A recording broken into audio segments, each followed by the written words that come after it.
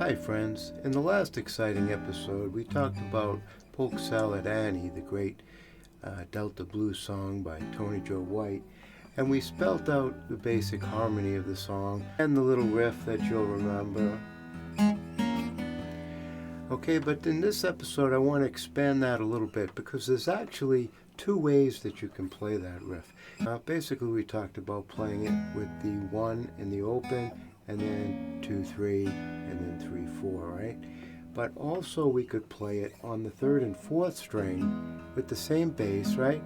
Now we're playing with fingers 1 and 3 in frets 4 and 6, okay?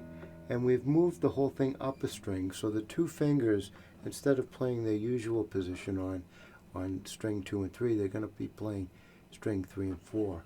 And now they're playing 4 and 6, right? And then you're just doing 4 and 6, then 6, 8, then 7, 9. And basically the same rhythms we talked about before on the and, right? Da, da, da. So what this does is it gives you two different places to play the same riff.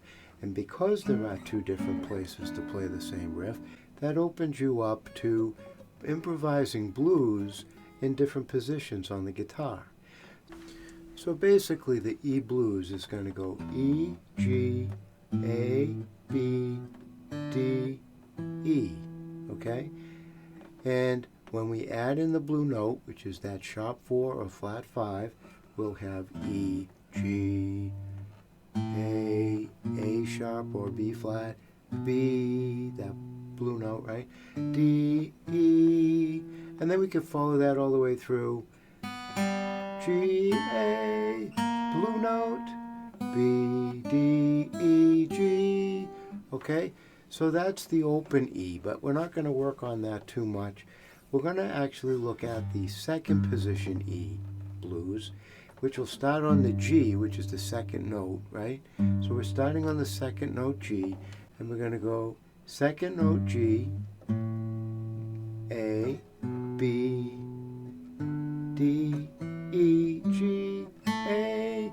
Then we can play that blue note there, A sharp, B, D, E, G, A.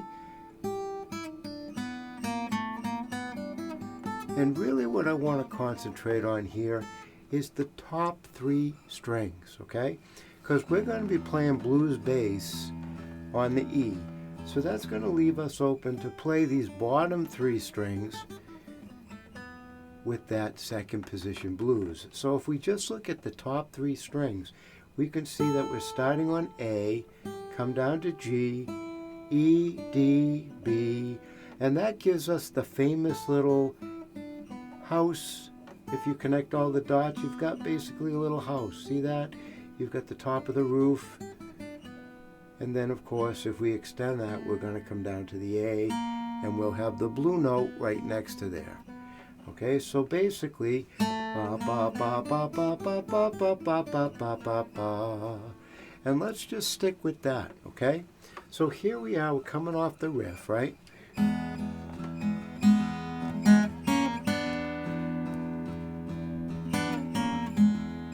And so you can see what I mean by this. Now we're right here on the 3-4, right? And this sets us up perfectly in that second position blues, right? Because we've got 2 of the notes right there. So now when we're playing,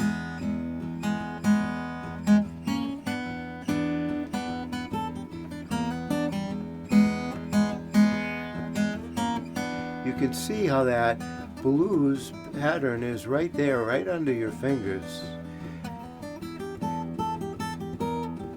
Oh, what did I do there? I used a little finger and extended out beyond that blues pattern, but that extended finger is actually the blue note, right? The A sharp or the B flat. So we can, once we get familiar with just playing in the house here, right?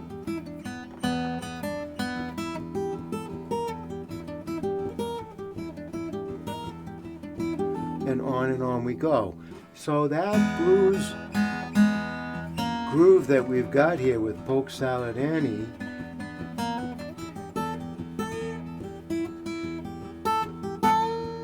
bending a note is always effective, right? And you can see how that can work in very nicely by using that pattern. Now, what happens if we decide to use this 4/6 pattern? Okay, now we're up a little higher on the neck, right? But basically playing the same sound. Okay, so now we're done here, and now we're going to break into a blues improv here. Well, here we're going to be in what's called, I guess we would call this position 4, right? Because it's E, G, A, B, B being the 4th note in the blues scale, but the 5th note as far as interval, right? So now we're here on the B, so here we're going to be playing in frets 7, 8, 9, and 10. So B, D, E, G, A, B, D, E, G, A, B, D. Again, because we're playing that bass, we're going to keep the scale down in the top 3 strings. Okay, so this is a nice little exercise for your fingers. You've got 4, 1, 4, 2, 3, 1. So that's a nice little thing to work into your fingers. And again, we're in those 4 frets. Now, interestingly, if you are going to play the blue note here, you're going to have to go outside the realm of those 4 frets because the blue note is beneath the B there. Okay, and if you're here, it's actually above there. So these 2 notes are the same, right? So now let's try doing the same thing in a different position, that 4th position. Okay, because that's where we're going to be when we end up with the riff on the 4, 6, 6, 8, 7, 9, right? 7, 9 will leave us in that perfect spot. So let's see what happens there. Again, this is a good way to start your blues improv. And remember, sometimes the greatest solo is just 1 note. Okay?